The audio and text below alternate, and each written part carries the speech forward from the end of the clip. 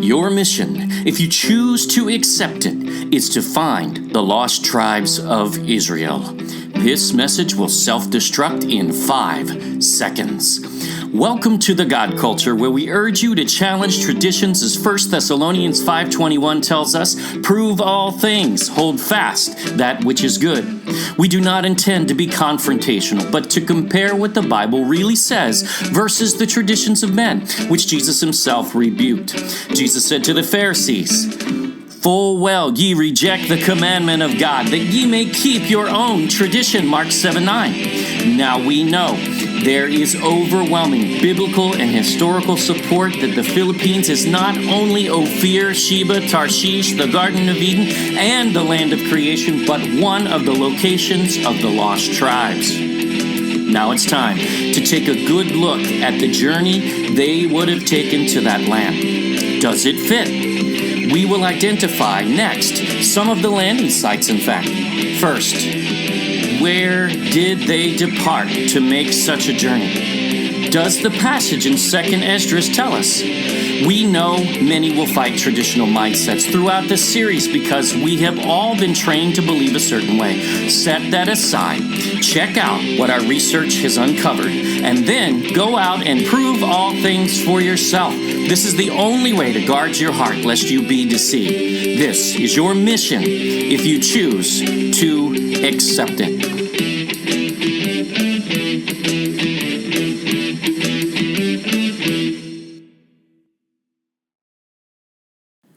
We will propose a theory here and then prove it out. Does it make sense? Some things this passage in 2nd Esdras tells us is that they were taken over the waters to get to the land in which they were held captive in Assyria, and some of the tribes stayed there. The Bible identifies this with the exact borders of modern Kurdistan, which cannot be a mere coincidence in light of all the overwhelming history, and we even see it in modern times. The very prophecy of Matthew 12 and Luke 11 beginning to come to light. Then, a portion of the lost tribes went into a further country. We are going to really nail that down in these 2 videos for now. And yes, it fits that description. Then we will deal with where never mankind dwelt. So not quite there yet for those that wish to jump ahead, which is okay. We accept challenges.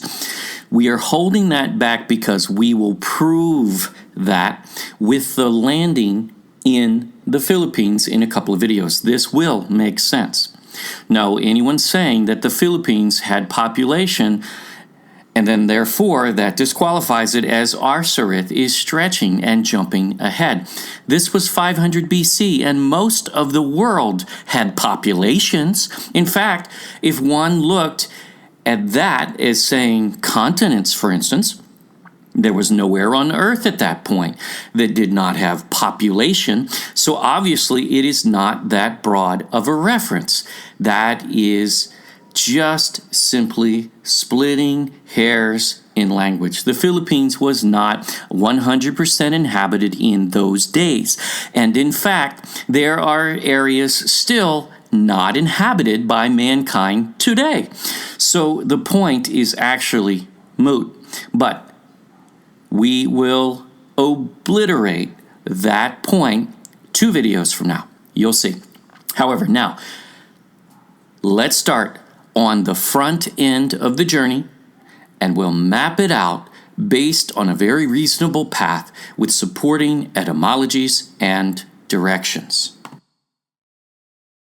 Now, this is an important clue because they crossed 2 waters to get to the land of Assyria where they were held captive. So if they returned to Israel, they would have to cross 2 waters again. So the phrase would be waters, or the word. It would be plural, correct? Okay, so they would have to cross the Tigris River and the Euphrates River, for the most part, from where they were because they were taken where? Over to waters. Oversimplified? No, this is important. We'll break this down. And they entered into Euphrates. What's missing? They never crossed the Tigris. How do you get to the Euphrates from where they were without crossing the Tigris? You don't. We'll show you. By the narrow places of the river, for the Most High then showed signs for them, and held still the flood, till they were passed over. Sounds like another Exodus, right? For through that country there was a great way to go, namely, of a year and a half. Does this say they were in a ship for a year and a half? No.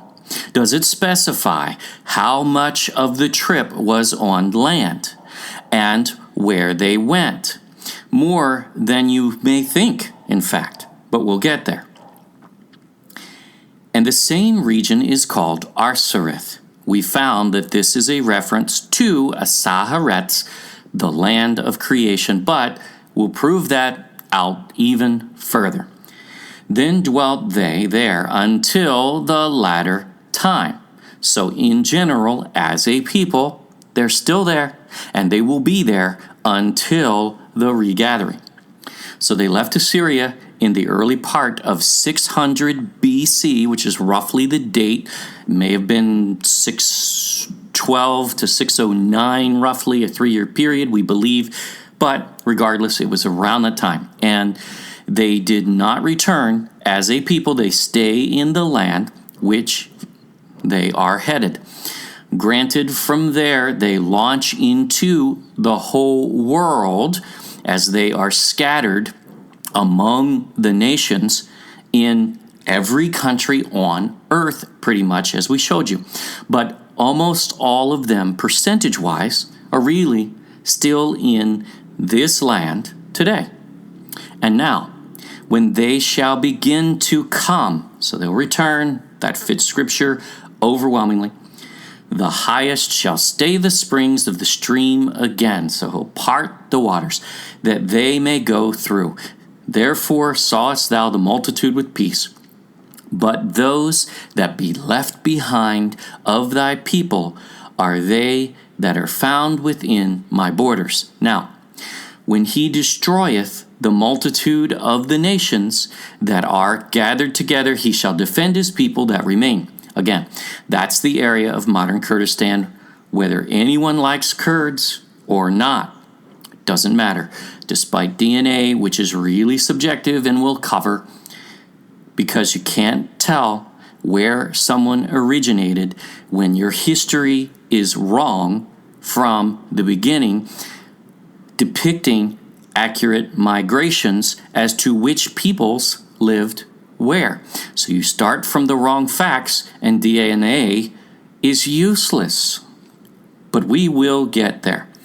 We have reviewed several such findings and even personal tests which simply identify Southeast Asia as one lump area, not even specifically the Philippines, and not even countries in that region at all. So the data is so far from complete and so far from credible regarding Southeast Asians. We're going to get there.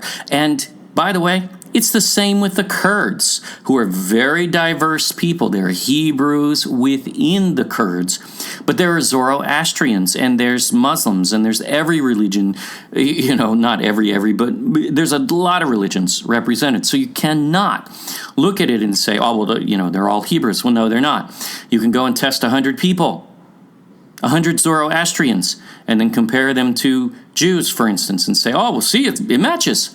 Well, maybe it does, because maybe there is a match there, but no, you didn't prove that Kurds are Jews, did you? No, it's all subjective. Again, we will get there. Moving along. This is why we haven't even gotten into DNA yet, and we may not in great detail, though we have researched it a good bit. So, we are going to lay out for you a journey based on the passage and then support it overwhelmingly. See what you think. Wait a minute, you said they took ships? How can you say that? Well, Esdras clarifies a few chapters earlier, so we're going to bring that in now.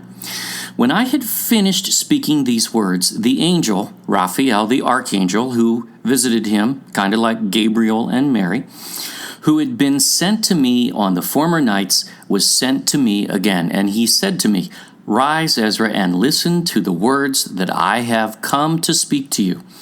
I said, "Speak, my Lord." And he said to me, "There is a sea set in a wide expanse, so that it is broad and vast." Wait a minute. Why is Raphael, the archangel, telling Ezra where the sea is? What purpose would that serve in this context? And a vast sea, what is he talking about? He's talking about the Indian Ocean. That's the vast sea beyond where they are, because they are in, basically, Kurdistan at that point, Assyria. But it has an entrance set in a narrow place, so that it is like a river. So an entrance into the sea, why would he need that? What does that have to do with anything? Because Raphael is giving directions as to where to go. That's what these are. If anyone then wishes to reach the sea, well, there it is again. Why would anyone want to reach the sea? Why was that necessary? Because that's where they were headed. To look at it or to navigate it. Why would they need to navigate the sea? Well, because that's where they're heading. How can he come to the broad part unless he passes through the narrow part? Makes sense. Now, so what is this? These aren't obscure questions out of the blue about nothing, just chatting, and, an archangel just kind of came down and hung out and just said some things, and hey, cool, we shook hands and he left. All's good, right? No. There's a purpose to this.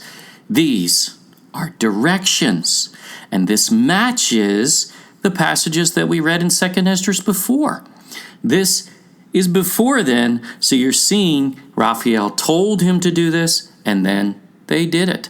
But this describes a further section of the journey, and it certainly looks a little more like a second Exodus. We will explain. So let's apply some simple logic to what is written here. They crossed the Euphrates. Remember, they are already in the area of modern Kurdistan on the eastern side of the Tigris, not the Euphrates. So this rules out they're heading north to the Caucasus. Sorry, Ashkenazis, doesn't fit. Nor did they head east to the Caspian Sea, nor further into Persia. Take a minute, pause the screen if you need, but this is sensible logic based on what the passage actually says. Again, it does not say they crossed the Tigris River and the bulk of them were east of the Tigris, meaning they would have to cross it before the Euphrates. Thus, it should say waters, but it does not. And look how the Tigris boxes them in even to the north. No, we do not believe the author overlooked this, because we find these kinds of things to be completely deliberate and brilliant in biblical passages. Overlooked, perhaps, but brilliant. So, look at the Tigris, which runs almost parallel with the Euphrates, all the way up to Armenia almost. There is no way to cross the Euphrates without crossing the Tigris, and the Tigris is far too significant of a river, especially since it's already mentioned over the waters. So they're already identifying the two rivers, and now they're just identifying the one. This means they did not go back to the west to Israel, nor Syria, nor northern or central Iraq even. They would not have crossed the Euphrates in that area because they would have had to cross the Tigris first, and that would have been mentioned by this author who already qualified the passage earlier by saying they crossed the two waters, the waters, plural. One other point, they did not head into the emerging Greek Empire to the west, especially into Turkey, which was already being colonized by the Greeks at that point. And again, they would have had to, if they took that route, they would have had to, principally, most of them, would have had to have crossed the Tigris River and then the Euphrates, thus going again over the waters, not just the Euphrates specific. That is there for a reason. So what does this leave? Well, it narrows it down to a small area of crossing at the southernmost point of the Euphrates River. This circled area, by the way, is the Euphrates, not the Tigris. It doesn't become both rivers. It is the Euphrates. The Tigris flows into the Euphrates a little further north of there, where you see the fork. But that area that we've identified is simply referred to, even in history, as the Euphrates, never the Tigris. Now, how would we possibly support such a statement? Because we believe the marker where they crossed remains today. And remember, why head this way in the first place? Because the Archangel Raphael told them to head to the sea. To do what? To navigate the sea and to cross at the narrow places. Just above the Persian Gulf, on the other side of the Euphrates, is a town in Muslim lands which still bears a Hebrew name. It is Al-Ashar, Iraq. And in Hebrew, Ashar just so happens to mean to go straight, go on, advance, guide, blessed, proceed. Why not just go south to the sea there? That is the land of the Chaldeans, which were not allies of the lost tribes in any sense. So no passage there. And by the way, because Raphael said so, right? Because he said to cross the Euphrates and go to the sea and navigate the sea. That's what Raphael, the Archangel, said. So they're following his directions here. But notice how that Hebrew name still remains today in a Muslim land. Odd, wouldn't you say? So we believe this to be the crossing site. Does it have to be? Not for our position to be proven. Our case doesn't hinge on one little thing. Our case is proven already overwhelmingly from the Bible, if nothing else. Even if you throw out the history and throw out everything else, the Bible's pretty clear. But everything else comes together and supports it. This evidence is strong, so this is very likely. Back to Esdras, and they entered into Euphrates by the narrow places of the river. For the Most High then showed signs for them and held still the flood till they were passed over. Yahuwah God once again parted the waters for them and held them back until they crossed over. Sound familiar?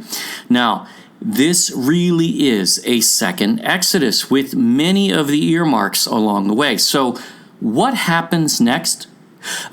What do devout Israelites turning back to Yahuwah God in covenant relationship, what do they do after he parts the river for them to cross? What is their next act, or at least the act that they're going to be heading in the direction of. You'll see. They headed for safety just as they did when they left Egypt, and then they would have had to follow the same custom. You'll see. Right after the Red Sea parting and destruction of Pharaoh's men, during the first Exodus, they worshipped Yahuwah God for what he did. But they could not stay there for long because they were in the wilderness where there was little water supply, or no in this case. And Moses knew this, by the way. Why? Because Moses lived in that region just north of there in Midian for several years before he came back to Egypt to free his people. He spoke to Yahuwah God at the burning bush, which was located where? On Mount Sinai in Midian. So he knew the destination and he knew the challenge. He took them into the wilderness of Shur, which notice was not named Havilah at that point. Hello. And there was no water.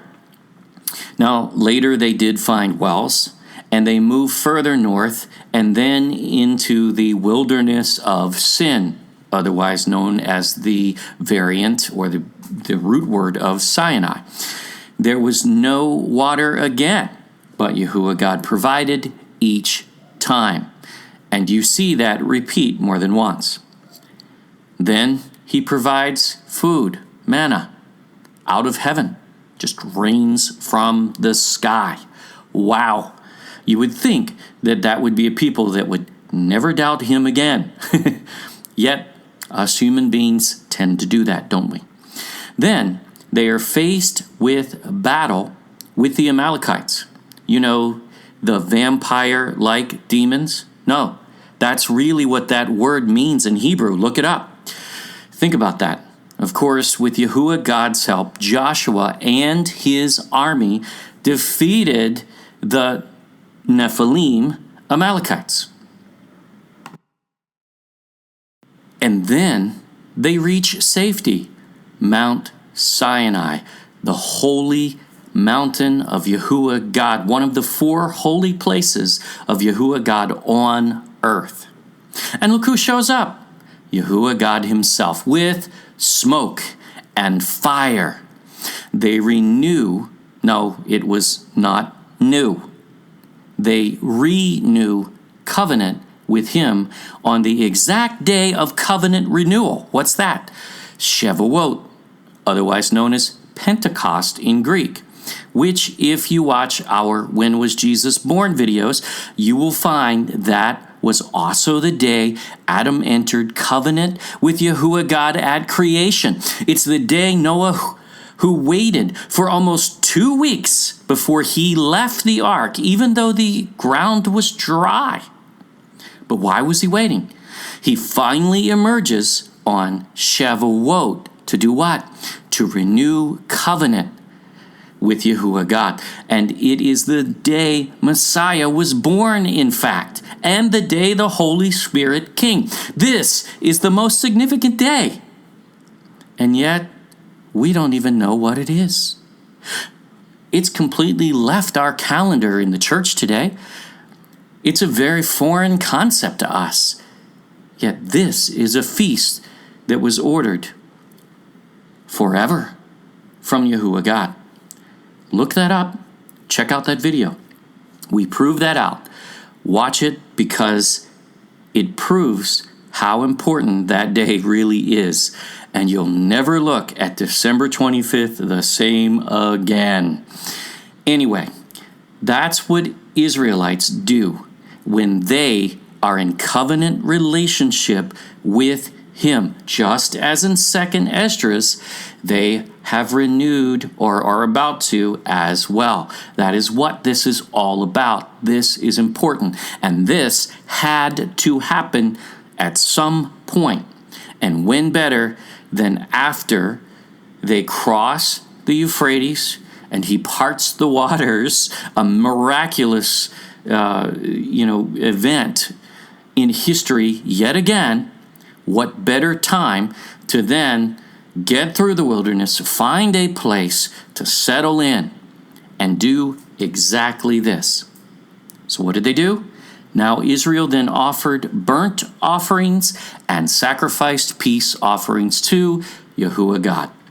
That's what Israelites do when they are in covenant relationship with Him. And that's not only what they did in the first Exodus. Let's fast forward beyond the second Exodus all the way to the third Exodus, where Judea, the southern kingdom, returns from Babylon, because they do the same thing. Ezra 8:35. During the latter Exodus, where Judea returns from Babylon, the third Exodus, this is what they do as well. Also, the children of those that had been carried away into Babylon, which were come out of captivity, offered burnt offerings unto the God of Israel. 12 bullocks for all Israel, 96 rams, 77 lambs, 12 he-goats for a sin offering.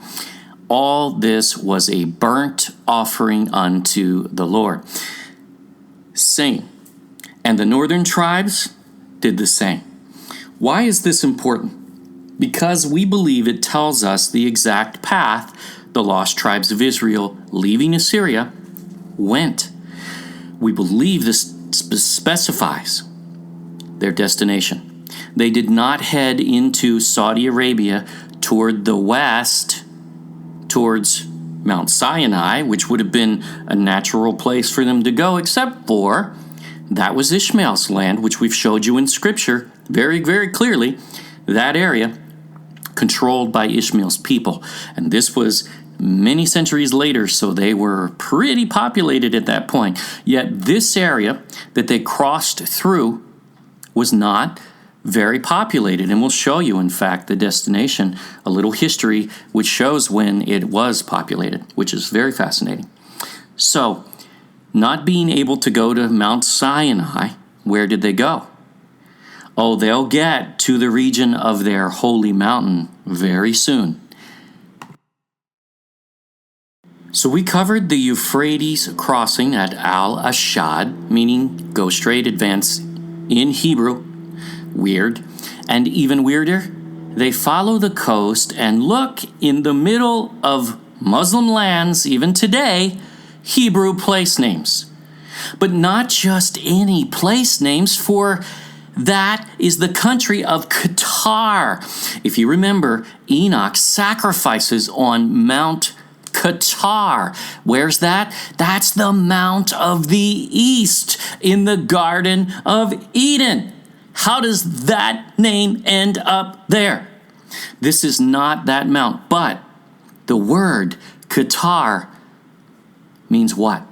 To make smoke sacrifices as an act of worship. What? How on earth could that be? And that Hebrew name survives today in the heart of Islamic lands? What? But where in Qatar may this have even happened?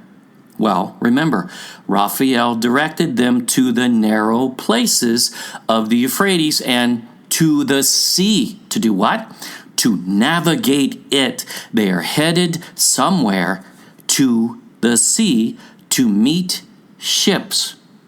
Now, we do not know how long they waited for those ships. So some say, well, it was a year journey for Solomon's navy. You mean the brand new navy that he built on the Red Sea and hired the most famous admiral in that era to run?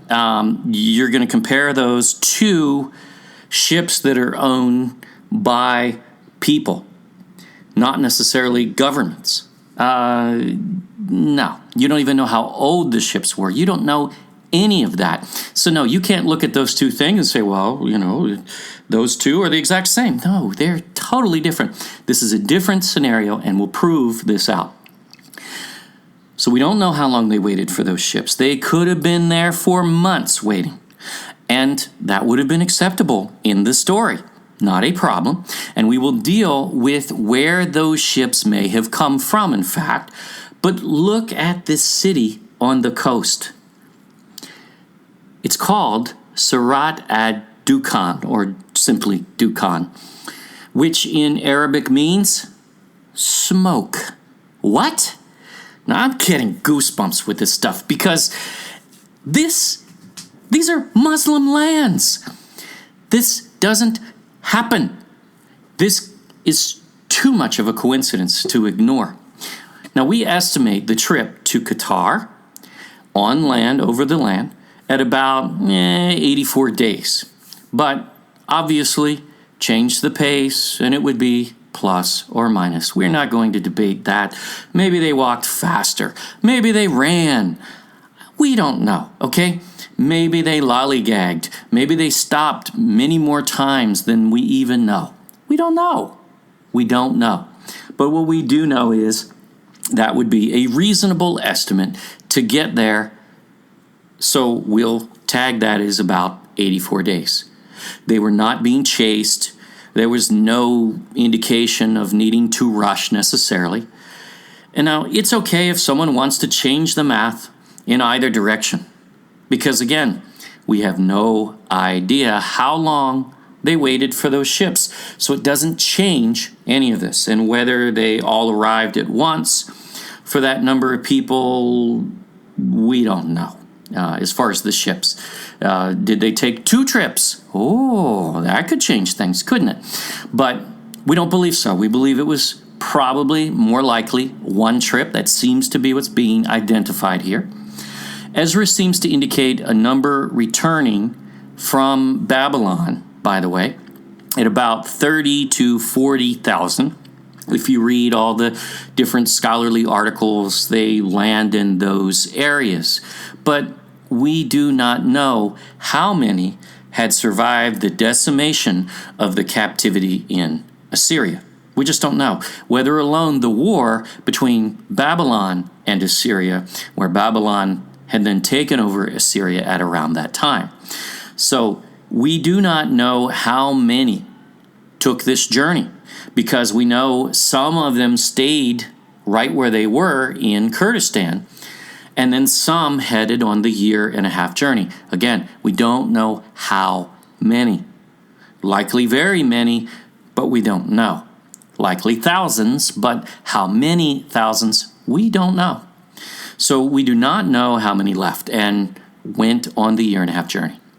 Oh, and one other interesting factoid, especially about Dukhan. Dukhan, Qatar. Smoke, smoke, right? Now, in 1916, Qatar became a British protectorate, and Abdullah al-Thani signed a treaty stipulating that he could only cede territory to the British in return for protection from all aggression by sea and support in case of a land attack. A 1934 treaty granted more extensive protection. In 1935, a 75-year oil concession was granted to the Qatar Petroleum Company, and high-quality oil was discovered in 1940 in Dukhan. This just so happens to be where oil was discovered in Qatar. Imagine that. Now, wanted to get to this part. Archaeological evidence of Greek-influenced materials has been discovered in Qatar. Excavations north of Dukhan uncovered potsherds of Seleucid characteristics and a cairnfield consisting of 100 burial mounds dating to the era was discovered in Ras al-Brak. The relatively large number of cairns suggest a sizable seafaring community prevailed in the area. Now, that community didn't come about until 300 years after the second Exodus. So they're not those people. We don't believe that any of those people stayed behind in that area. They all got on ships and went to their final destination, the land of creation, Arsareth. Okay? So we know it is a good place, though, for ships to land.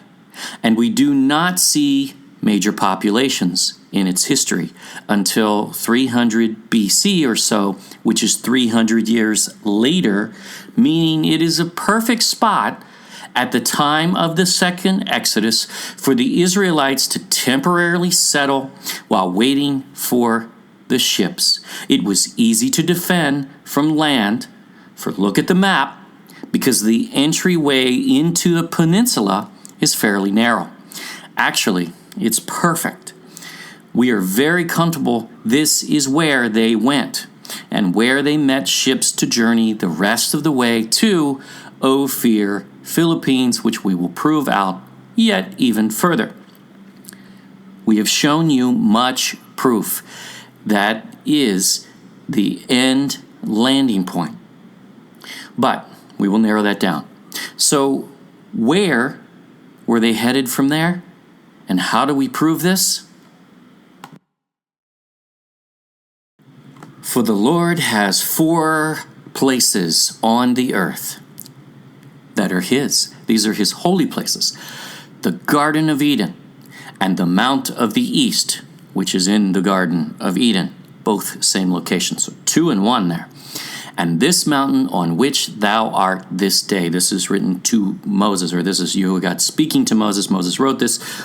Mount Sinai and Mount Zion, which will be sanctified in the new creation for the sanctification of the earth.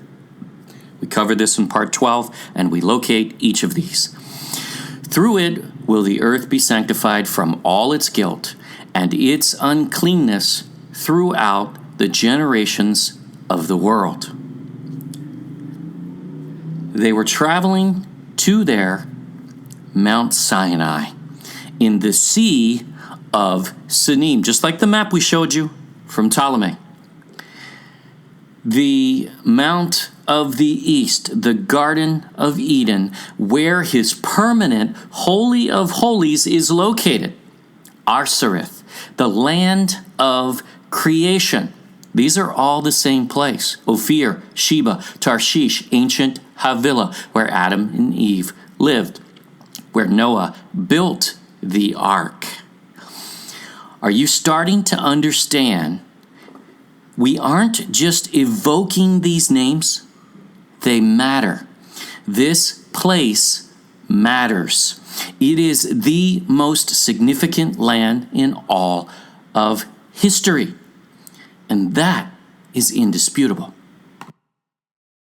We are going to stop here and continue the next video on the ships which were used to pick up the lost tribes. Can we prove that? Yes, we can. Not only do the ships of Tarshish bring the return of the lost tribes of Israel, but we firmly believe they came to pick up the lost tribes in Qatar. But that seems foreign, doesn't it? The Philippines didn't have anything large enough to bring that number of people, did it?